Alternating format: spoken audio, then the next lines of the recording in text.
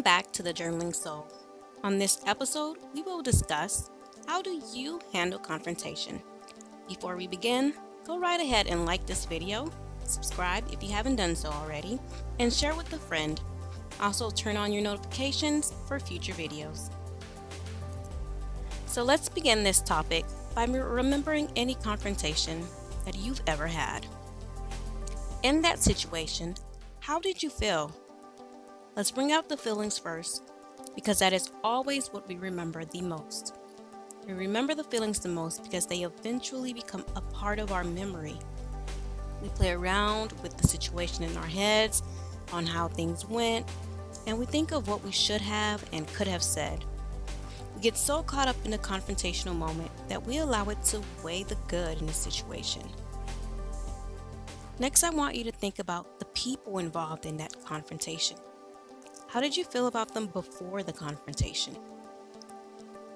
Now, how did you feel about the individual or individuals after the confrontation? What was said to you during the confrontation? And explain your feelings behind every word that was said to you. Take your time with this prompt. I know this prompt is bringing out a lot of hard feelings for you, old emotions. If you need to cry or bring out any harsh emotions, don't be afraid to do so. And at this moment, we will go into a breathing break to help you erase those emotions and just let them go. And feel free to begin to this one is going to be a free breath. Just take it in through your nose pretty fast. Breathe really fast and hold it for as long as you decide you want to hold it. And just take your time with this breath. Consider what's inside you, that breath that's inside, or just those emotions that you got balled up. And you want to take those emotions, you want to take control of them with your breath. So imagining that your emotions are something tangible inside you and you're just holding them in and you're managing them inside. And then when you're ready, and if you've done so already, that's okay. For those who haven't done so already, when they're ready, and if you want to hold your breath a little longer, you can too. Remember, we are healing through journaling. We are not trying to suffocate through journaling. So release your breath slowly but surely, imagining yourself letting go of all those emotions you had during that confrontation. Just let them go. Release them out. Don't be afraid to do so. And be very calm. Your shoulders should be falling down. You should be feeling relaxed right now. Good job. That was awesome. Now, only if you want to, you can take a reading break. Take a moment to step away from your journaling platform and read whatever it is that you've written so far. So take in every feeling and thought. Think about what you wrote so far. Feel it. Do not erase anything because it takes away from your authenticity. Remember, we talked about that? Your authenticity is what you want to keep, so do not erase anything at this time. Continue to process what it is that you have written. Now begin to clear your mind of what it is that you've read. Just clear your mind of it. Let it go. No harsh feelings towards it or anyone if you wrote about someone or a particular incident with this confrontation topic. And just take that moment and allow it to roll right out. Let it out. There you go. Just let it all out. Clear your mind. Just allow it to roll out. And of course, that brings us right into our breathing break. This is a perfect exercise to help you relieve any incidents that you're conjuring back up or remembering. Just let go of them, and the breathing break is going to be perfect for that. But before we go into that breathing break, let's break down the second half of this journaling session. Now I want you to flip the mirror on yourself.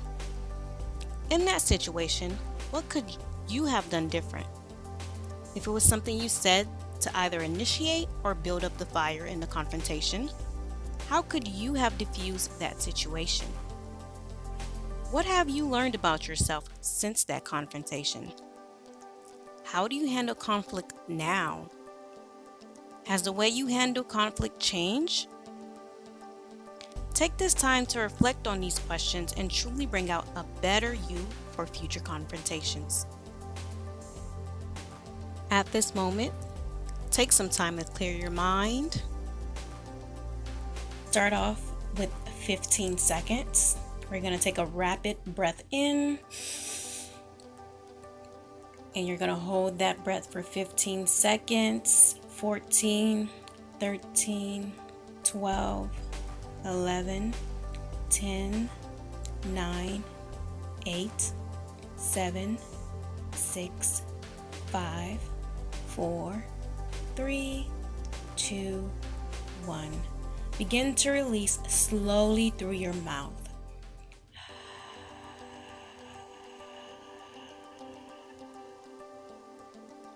Clear out that breath and just take that moment. Your shoulders should be relaxed. You should be feeling relaxed. And this is going to help as we roll right into our next one, which is going to be 30 seconds. And you can start whenever you're ready to start. We're going to take that rapid breath in and let it out.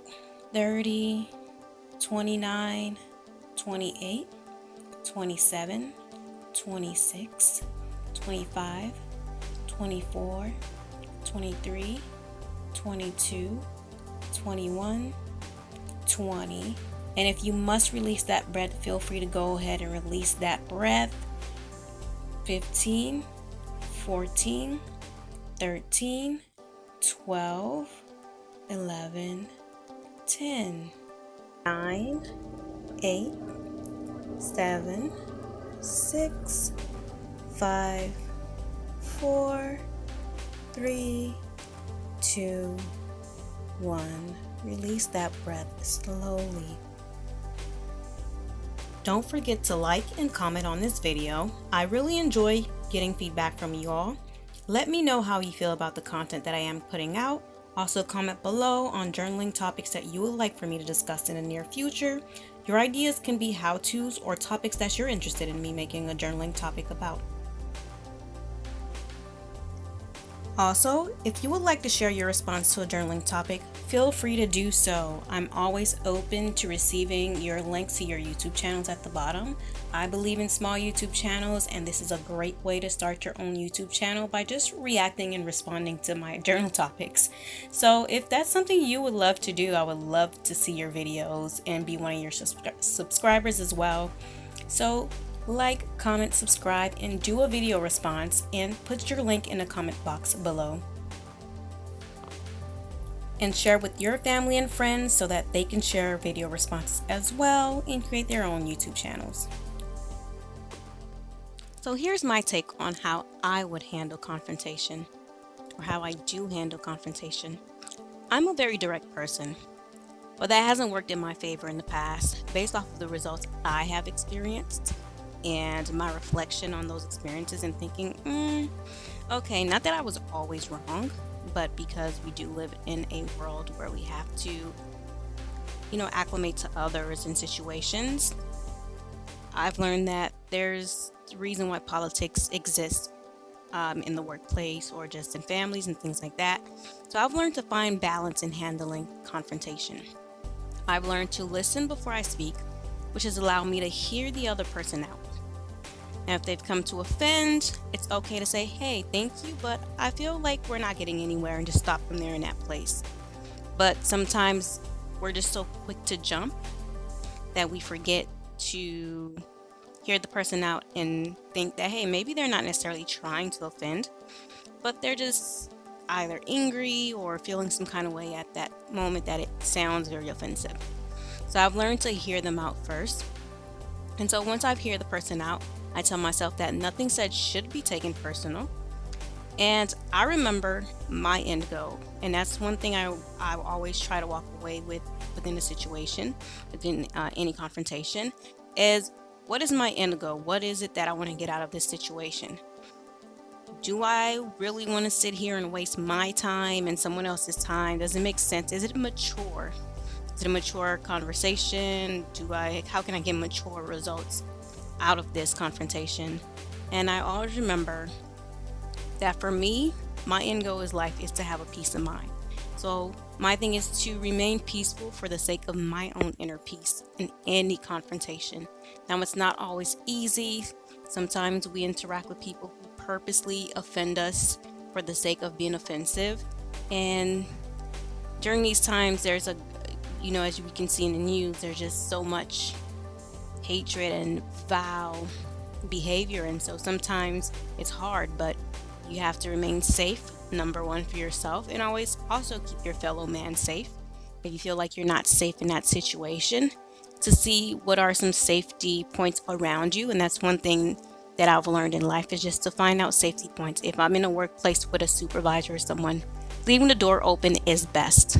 Some people are bullies, and they've done it for so many years that they've learned how to coerce the situation. So whenever someone walks into my office, and if they choose to close the door, that is number one, I'm not safe. Hey, do you mind opening that door for me? And that's okay to mention. Or if you're with a family member and you may not feel safe within that home, okay, hey, I'm gonna step out. I don't feel safe. If you're in a situation out there in the streets, stepping back with a stranger and let them know, hey, I don't feel safe around you, and finding your safety points. Second safety point is whether you have to reach out to someone or call out to someone in that sense, in that area. So there's a lot of things that I've learned along the years to just develop to handle confrontation. There's no such thing as ever getting it right. I don't think any confrontation is right, but you'll find ways to handle it. And I've learned from personal experience to say, hey, I like the way I approached that. That was a lot better than that previous experience I've had. So it just takes a lot of practice, a lot of research. I had to learn to do research. So no one told me anything or how to maneuver things. I just had to decide on my own what I wanted out of situations. Is it worth it? Are there ways out? And how to communicate my thoughts and opinions effectively without allowing my emotions to be aroused. And because once you lose sense of all your emotions, then the other person has conquered and can portray any kind of image of you. So try your best not to lose your emotions. And I've learned to just balance myself out. I cannot control the next person, but I can control myself. I can control my safety, and I can control my inner peace. And so I've learned to handle confrontation differently, not being as extremely direct as I used to be, but also not being passive. We do have bullies in the world. We do have demons and all sorts of other just narcissistic personalities and things out there who are seeking to harm people. So I'm not Miss Passive, super nice.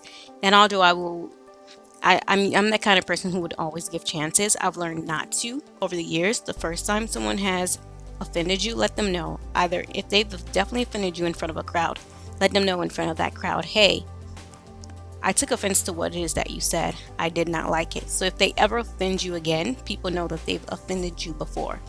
So always calling people out if you have to, because some people are just bullies. We do have bullies. Childhood bullies become grown adult bullies. They just do. So that's just how the cookie crumbles. And I can even tell a small story about that. I remember this email marketing thing that I would get one time, and it just shared a story about a man passing through a village, and he saw a snake, and the people in the village were just abusing. They were scared of the snake. Actually, they were actually very scared. No one wanted to come out, and he asked everyone, why aren't you all coming out? And they said, well, that snake there, if we come out, it's going to bite us. It's a very aggressive snake. And so he said, you know what, I'm going to go have a talk with the snake. And he went over and he chatted with the snake like, hey, you don't have to be so aggressive. You can make friends.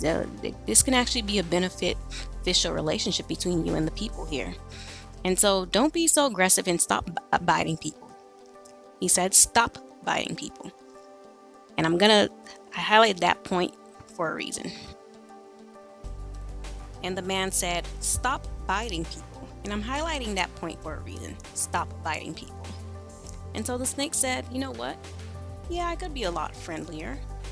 Okay, I won't bite the people anymore.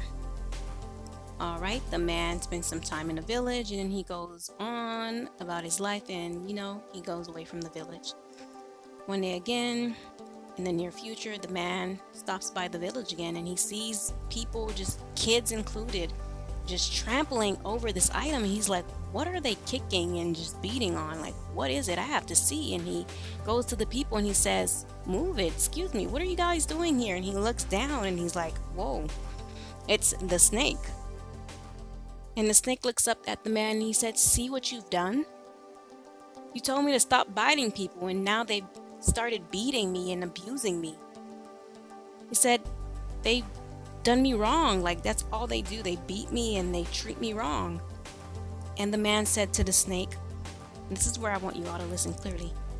I said stop biting people, but I never said you couldn't hiss.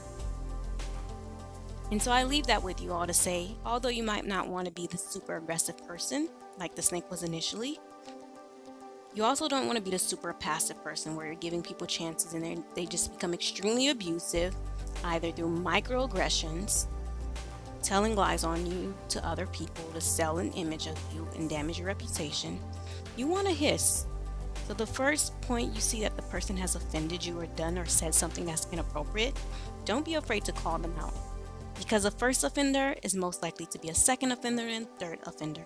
You don't want to be that person's pet project to offend.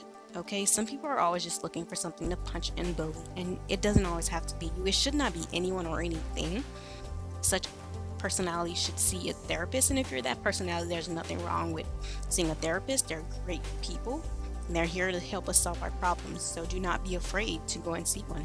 They're worth it. I've experienced a therapist. They're worth it. And so learn to handle confrontation in a way that balances things out, not just for the world, but for you. When you're at peace, honestly, that is one of the best feelings in the world, where you're healthy, mentally, physically, you're just motivated to do things and be the best you can be. Like, you're healthy. No one can take that from you. And that's something that you've got control over. And I've learned over the years that that is the best thing you can have. And so that is how I've come to grow to learn to handle confrontation. Thank you all for joining me and listening to this episode. Don't forget to like, comment, and subscribe. Turn on your notification bell so that you'll know every time I post a video. Join the Journaling Soul on Anchor Podcast as well so that you can listen on the go. Also, share your video response with me. I would love to see your responses as we heal through journaling together.